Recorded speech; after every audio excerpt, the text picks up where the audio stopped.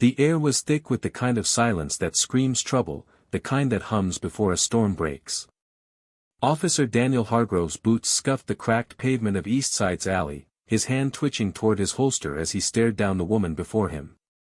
She stood unflinching, her dark eyes cutting through him like a blade, and in that moment, he didn't know she was Captain Aisha Reynolds, his new boss. It was a humid July evening in Crestwood, a city fractured by whispers of unrest. Hargrove, a 20-year veteran with a badge polished by pride and a temper frayed by years on the beat, had been called to a disturbance at a corner store. The call was vague, something about a suspicious individual lingering too long near the register. He arrived expecting routine, maybe a shoplifter, maybe a drunk. Instead, he found Aisha, a black woman in a sharp blazer, her purse slung over one shoulder, calmly explaining to the store clerk that she was just waiting for change. The clerk, a nervous kid barely out of high school, had already dialed 911, his eyes darting between Aisha and the door. Hargrove's gut churned the second he saw her.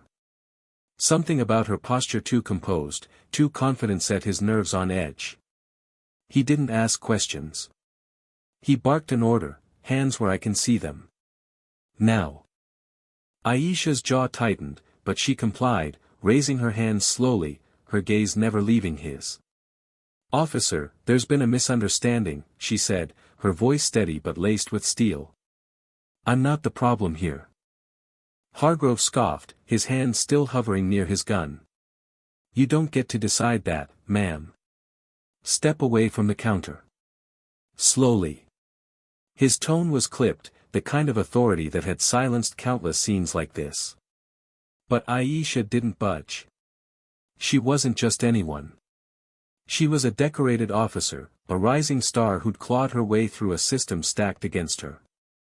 3 days ago, she'd been appointed Crestwood's first black female police captain, a fact Hargrove hadn't yet learned. The precinct's announcement was buried under budget meetings and union disputes. Tonight, she was just a woman in the wrong place, at the wrong time, under the wrong man's scrutiny. The alley behind the store had become their battleground. A small crowd gathered at the mouth of the narrow passage, locals, phones out, recording. Among them was Jamal Carter, a 22-year-old mechanic with a rap sheet for minor offenses and a chip on his shoulder the size of Crestwood itself. He'd seen this play out too many times, a black woman, a white cop, a moment teetering on the edge of disaster. "Yo, she ain't done nothing," Jamal shouted, stepping forward, his fists clenched. The crowd murmured, their voices a low rumble of agreement and anger. Hargrove's head snapped toward Jamal. "Back off, kid, or you're next," he growled, his hand now resting on his holster. The air thickened, the tension a living thing, coiling tighter with every second. Aisha's eyes flicked to Jamal, a silent plea for him to stay calm, but her focus stayed on Hargrove. She knew men like him, good cops, maybe, on their best days, but blind to the weight of their assumptions. She'd faced them her whole career, their skepticism, their quickness to see threat where there was none. But this wasn't just about her. It was about Jamal, the crowd, the city watching through those phone screens. It was about a system that kept pulling the same trigger. "Officer," Aisha said, her voice cutting through the noise like a whip. "You're making a mistake. Check my ID. It's in my purse." She nodded toward the bag at her feet, her hands still raised. Hargrove hesitated, his eyes narrowing. He didn't trust her calm. It felt like defiance, like a challenge to his control. He stepped closer, his boots crunching gravel, and reached for the purse. The crowd's murmurs grew louder, a wave of discontent threatening to break. Jamal couldn't hold back. "Man, you don't get to touch her stuff," he yelled, taking another step.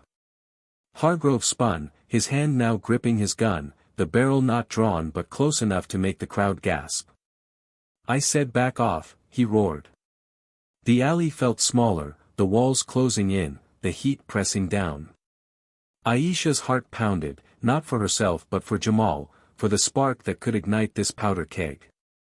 She'd seen it before: Ferguson, Minneapolis, too many cities where a moment like this became a headline, a hashtag, a tragedy. Enough. Aisha's voice boomed, a command that froze everyone, even Hargrove. She lowered her hands, not caring about protocol, and stepped forward, closing the distance between her and the officer. My name is Captain Aisha Reynolds, Crestwood PD. You're about to make the biggest mistake of your career. Hargrove's face went slack, his hand falling from his holster. The crowd hushed, phones still raised, capturing the shift. Captain. The word hung in the air, heavy with disbelief. Hargrove's mind raced, piecing together fragments: her confidence, her tone, the way she carried herself. He'd heard about the new captain, some hotshot from out of state, but no one said she was. His thought stumbled, caught on the unspoken word. Black. Female. Here. You're lying, he said, but his voice cracked, betraying his doubt. He fumbled for his radio, his fingers clumsy, and called for verification. The dispatcher's response was swift, her voice tinny but clear. Captain Aisha Reynolds, badge number 4721, assigned to Crestwood Precinct, effective Monday. The words hit like a gavel. Hargrove's face drained of color, his authority crumbling under the weight of his error. Aisha didn't flinch. She picked up her purse, slung it over her shoulder, and stepped past Hargrove, her eyes locked on the crowd. Go home, she said softly, addressing them all but looking at Jamal. This ends here. Her voice carried the weight of someone who'd walked through fire and come out stronger. Jamal hesitated, his fists still clenched, but something in her gazia mix of resolve and empathy made him nod. The crowd began to disperse, their phones lowering, their anger simmering but not boiling over. Hargrove stood frozen, the alley now empty except for the three of them. Captain, I didn't know, he stammered, his voice a mix of shame and defiance. Aisha turned to him, her expression unreadable. You didn't ask, she said simply. You saw me, and you decided who I was. That's the problem. She walked away, her heels clicking against the pavement, leaving Hargrove to grapple with the truth. He'd framed her as a threat, a suspect, a nobody, when she was the one who'd be signing his performance reviews come Monday. But this wasn't about rank. It was about the snap judgments that had brought them here, the ones that had pitted him against her, against Jamal, against a city on edge. Back at the precinct, Aisha sat in her new office, the walls bare except for a single framed photo of her late father, a civil rights lawyer who'd taught her to fight with words, not fists. She'd grown up hearing his stories of marches, of arrests, of moments when the world seemed ready to tear itself apart. Tonight felt like one of those moments, but she'd stopped it. Barely. Her phone buzzed with notifications. Videos of the alley were already spreading on X, the comments a mix of outrage and praise. She didn't read them. She didn't need to. She knew the story they'd tell, a black woman profiled, a cop exposed, a city divided. Hargrove, meanwhile, sat in his patrol car, the radio silent. He replayed the scene in his mind, each moment sharper than the last. He wasn't a bad cop, he told himself. He'd followed protocol, responded to a call, done his job. But the truth gnawed at him.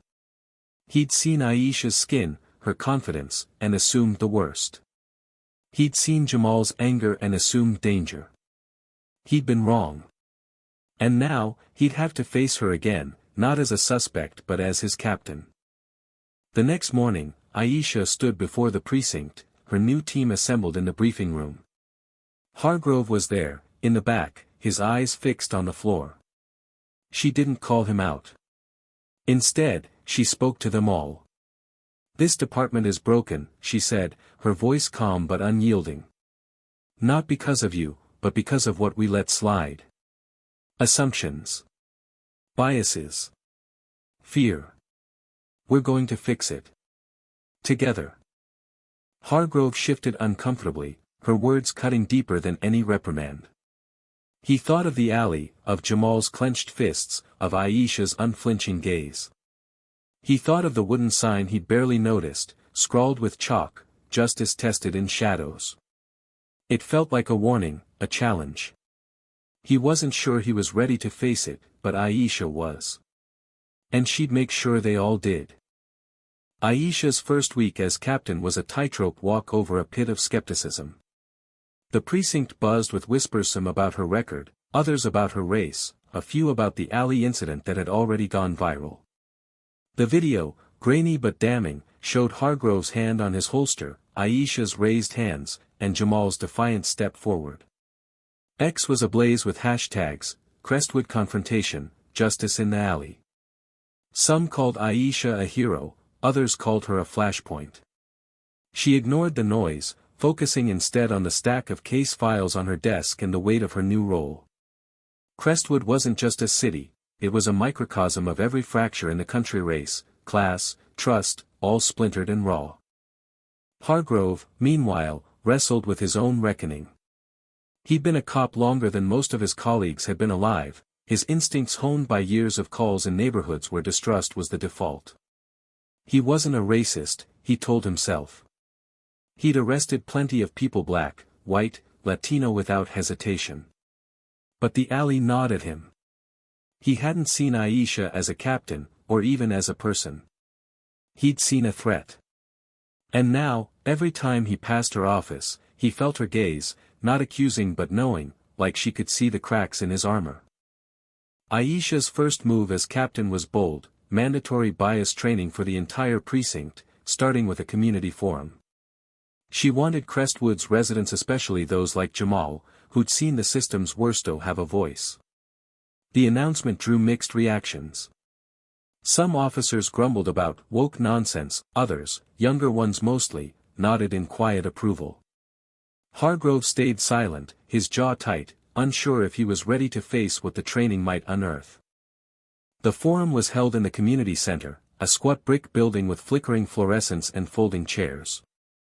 Aisha stood at the podium, her blazer swapped for a simple sweater, her badge clipped to her belt. The room was packed: locals, activists, a few reporters, and her officers, including Hargrove, who sat in the back, arms crossed. Jamal was there too, near the front, his eyes wary but curious. Aisha didn't sugarcoat her words.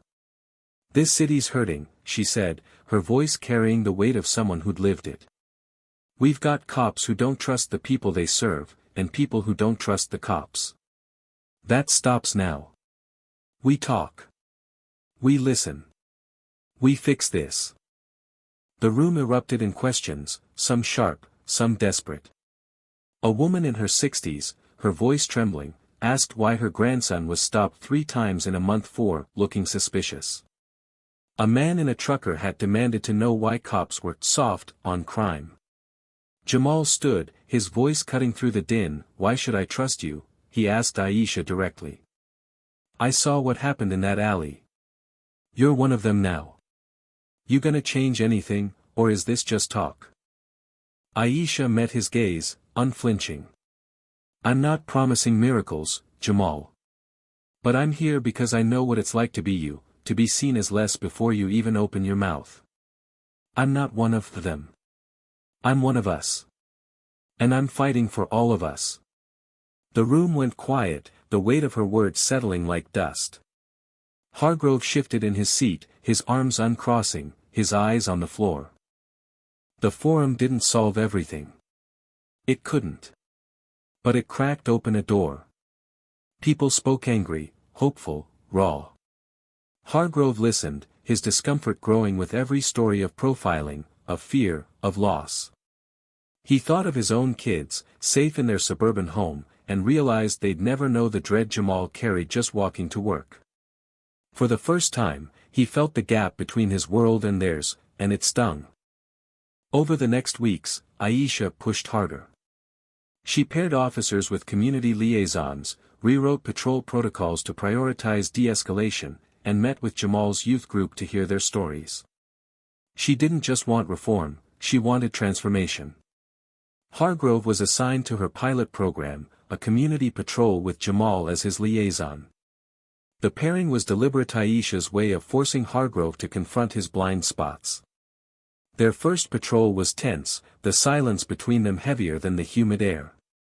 Jamal pointed out corners where kids got hassled, where cops were feared more than gangs. Hargrove listened, saying little, but his notebook filled with scribbled observations. One night, they responded to a call at a park, a fight between teens, nothing major, but the kind of scene that could escalate. Hargrove's instinct was to go in hard, badges flashing, hands on holsters. But Jamal stopped him. "Let me talk to them first," he said. Against every reflex, Hargrove nodded. Jamal approached the group, his voice calm but firm, diffusing the tension in minutes. The kids dispersed, no cuffs, no arrests. Hargrove watched, stunned, as Jamal turned back to him. "That's how you stop a fight before it starts," Jamal said, not smug but matter-of-fact. Something shifted in Hargrove. He started asking questions, not just of Jamal but of himself. Why had he assumed Aisha was a threat? Why had he seen Jamal's anger as a weapon? The answers weren't easy. They forced him to dig into memories of his training, his early years, the stories he'd heard about dangerous neighborhoods. He'd prided himself on being fair, but fairness, he realized, wasn't enough when the system itself was skewed. Aisha noticed the change. Hargrove wasn't perfect, none of them were, but he was trying. He showed up to every training, took notes, asked hard questions. One day, he knocked on her office door, his face lined with exhaustion. "Captain," he said, his voice low. "I was wrong. In the alley. I didn't see you. I saw what I was trained to see. I'm sorry." It wasn't a grand gesture, just a man owning his mistake. Aisha nodded, her expression softening but firm. "Apologies don't fix things, Hargrove. Actions do. Keep showing up." The precinct began to change, slowly. Officers grumbled less, listened more. Community patrols became less about control and more about connection. Jamal started a mentorship program, with Aisha's backing, to give kids like him a path out of the cycle. The city wasn't healed, distrust lingered, and X still buzzed with debates about the alley video, but there was progress. Small, hard-won, real. Months later, Aisha stood at the same community center, this time for a town hall. The crowd was bigger, the mood less volatile. Hargrove was there, not in the back but in the front row, beside Jamal. Aisha spoke of accountability, of rebuilding trust, of a city that could be better. She didn't mention the alley, but everyone felt its shadow. When she finished, the room applauded, not wildly but earnestly.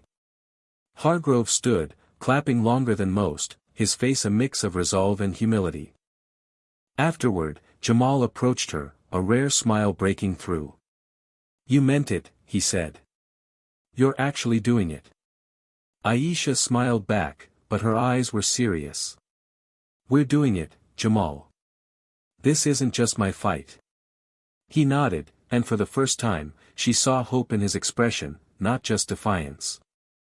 As the crowd thinned, Aisha stepped outside, the night air cool against her skin.